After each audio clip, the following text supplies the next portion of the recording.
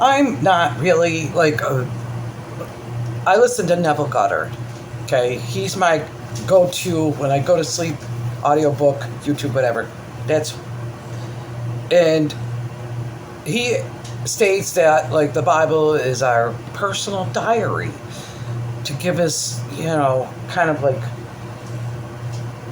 a path or whatever. And if you use the Bible as your personal diary, there's some pretty good stuff in there. And a lot of symbolism too is in there.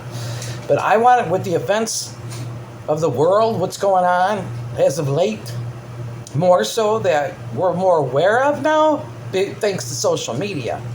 But I just want to go over a few verses with my YouTuber following.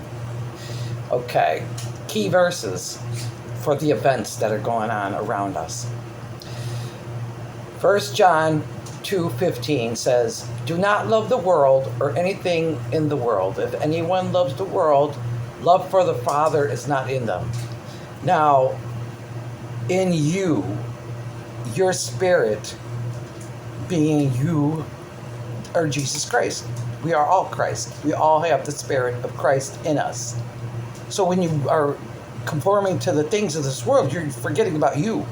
And you're letting your own peace go by clutching on to the things of this world. Do you know what I mean?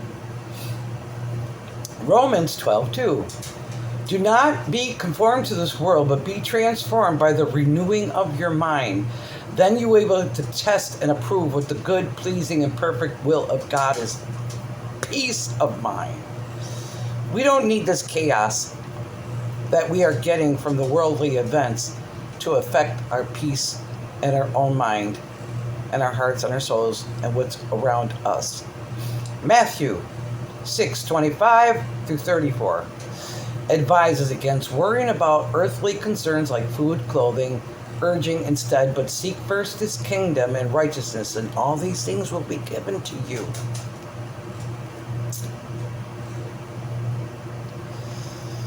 That's some of it. I wonder what Neville says about it. Let me see. I'm going to find out what Neville Goddard or Florence Scovel Shin. Let's see. What does Neville Goddard teach about being concerned about the events of this world? Okay, something is generating. AI. Okay, let's see what Neville. A lot of doors opened up for me since I've been listening to Neville. Neville Goddard teaches that concerning oneself with the events of the world is a mistake. Okay, did you hear that? A mistake. Because the external world is merely a reflection of our inner state of consciousness. Worry and fear about external events only serve to impress more of those negative conditions onto our subconscious, ensuring they persist in our reality. According to Goddard, true change comes from within, not trying to fix the external world directly. The external world is a reflection of consciousness. Conscious is the only reality. The world and everything in it are consciousness objectified. Events, both personal and worldly, are not the cause of our circumstances, but rather the effect of our inner state. What you feel is what you get. The subconscious mind accepts as true what you feel as true by consistently occupying states of consciousness that reflect worry, lack, or struggle. You will see those feelings reflected back to you in your outer world. Individual and collective consciousness. While individual imagination is responsible for one's personal experience, larger global events are understood to be the result of collective consciousness.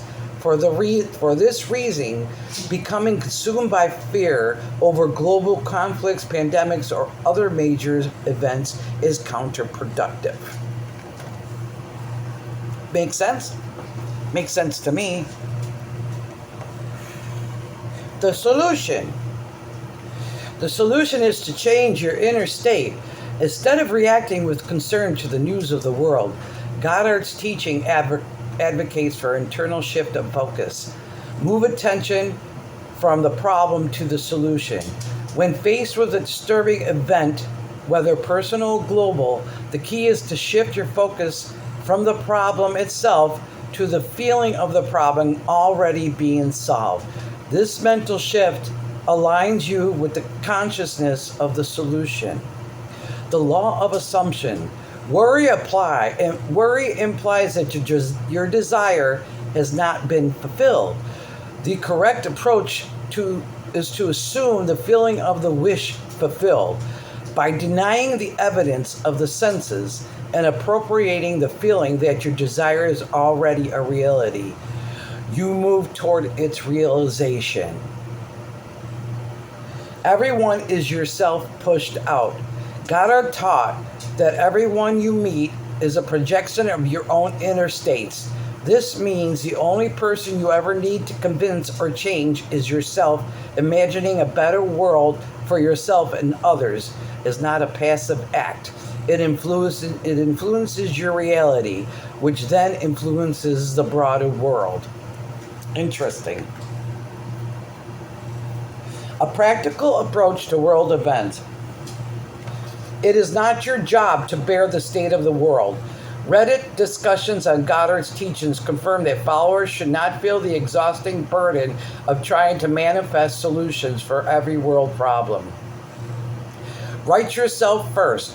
By focusing on improving your own consciousness, you contribute positively to the collective. You cannot give from an empty cup, and focusing on your own inner world is most effective way to help the world at large. Use your imagination for constructive purposes. Instead of dwelling on negative reports, you can constructively use your imagination to picture a more desirable reality for yourself and others. For example, rather than consuming media about war, you can perform a magical act that implies peace and security. You can look up Neville Goddard's teachings on YouTube and also Florence Coalition. It gives you a different sense of your reality, and it brings you peace. Trust me, it brings you peace.